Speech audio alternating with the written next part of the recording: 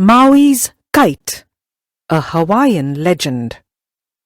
Long ago in Hawaii, people told stories to explain the wonders of nature.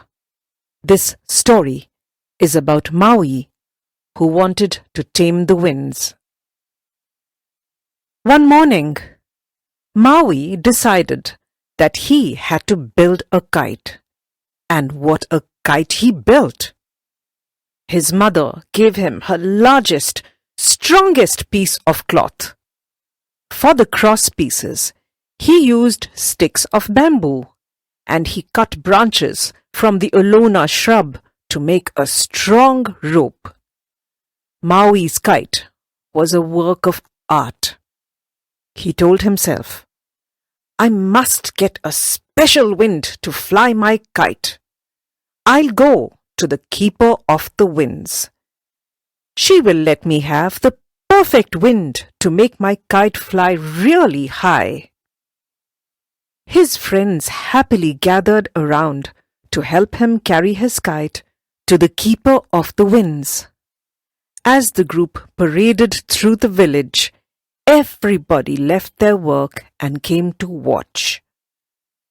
When the group finally approached the cave of the winds, they could see the keeper of the winds sitting by the entrance. "Oh, keeper of the winds!" cried Maui. "Please bring Ipu Iki, the small god that holds the gentle breezes, and let us fly our kite."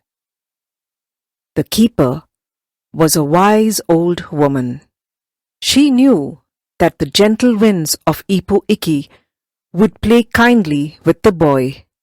So she went into her cave and returned, carrying a small gourd and singing her song.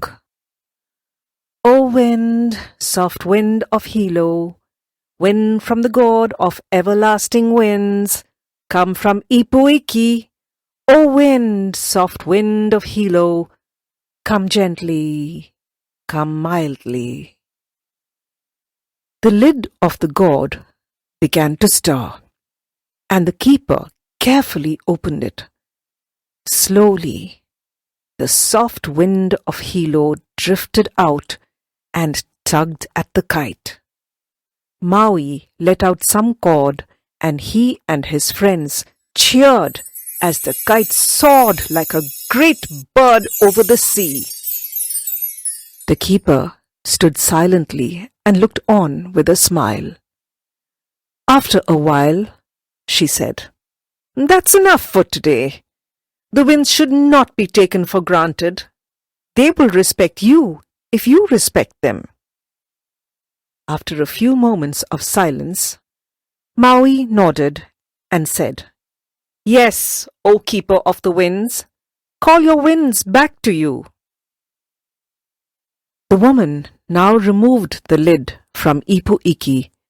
As the winds returned, the kite slowly dropped. Maui reeled in the line, caught the kite, and went back home with his friends, while the keeper closed the lid. But Maui was not content. He had seen how high his kite had gone, and he now wondered just how much higher it could fly. The next day, Maui and his friends took the great kite and went back to the cave of the winds. "Oh, keeper of the winds, bring out Ipu Nui, god of the 4 great winds!" cried out Maui. "The winds of Ipu Iki were enough, Maui," she replied. "Don't you remember what I said to you? You must respect the winds, especially the 4 great winds." "But I am strong as the 4 great winds," said Maui, and he began to chant. "Oh, 4 great winds, mighty as the gods, wind from the God of everlasting winds, come from Ipu Nui. Strong winds, churning winds, hasten and come to me." From inside the cave, came a mighty roar. The keeper ran towards the entrance, but she was too late. The north wind and east wind pushed her over and snatched the kite from the hands of Maui's friends. Maui's kite was swept far out over the sea. He laughed with delight when he saw how far his kite had gone, and at the keeper, who was struggling vainly to put the lid back on Ipu Nui. Then the west wind and south wind howled out of the gourd and knocked it from the woman's hands. The kite went as high as the cord was long, and then it tugged fiercely at the cord. The cord began to hum in the wind, and the kite disappeared into the darkening clouds. Thinking that he was in control, Maui called out, "O winds, mighty as the gods, return to Ipu Nui!" But, of course, the winds were beyond his control. They raged stronger and stronger until the cord attached to the kite snapped with a mighty crack. Maui almost fell backwards. The kite sailed away over the mountain, never to be seen again. The winds continued to rage over the entire island. A heavy rain sent people scurrying in all directions. The winds had proved who was stronger. At last, the keeper of the winds pounced on Ipu Nui and took it back to the cave. She worked all through the night, gently coaxing the winds back into the gourd. Finally, the storm ended. People started calling Maui, he who brought the great storm. His friends looked the other way when Maui came to visit. Finding himself alone with nothing to do, Maui built another kite. It was smaller than the first. He flew it near his home when there was no one else about. He would tie the kite to a rock and study its movements in the sky. Soon, he could tell when the weather would be fine or stormy. One day, he noticed some men going off to the fields. "It will rain today," called out Maui. "Tomorrow will be a better day to work in the fields."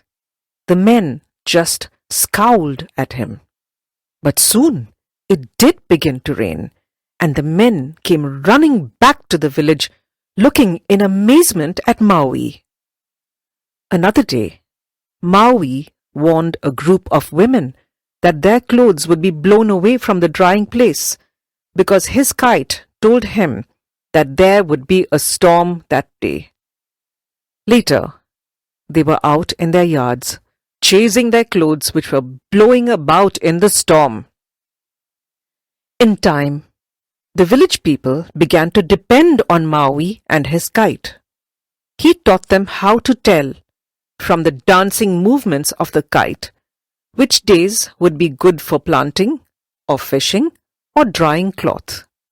People now started calling him Teacher of the Weather. Even the Keeper of the Winds no longer shunned him. And Maui had learned his lesson. Never again did he call for the winds of Ipu Iki or Ipu Nui.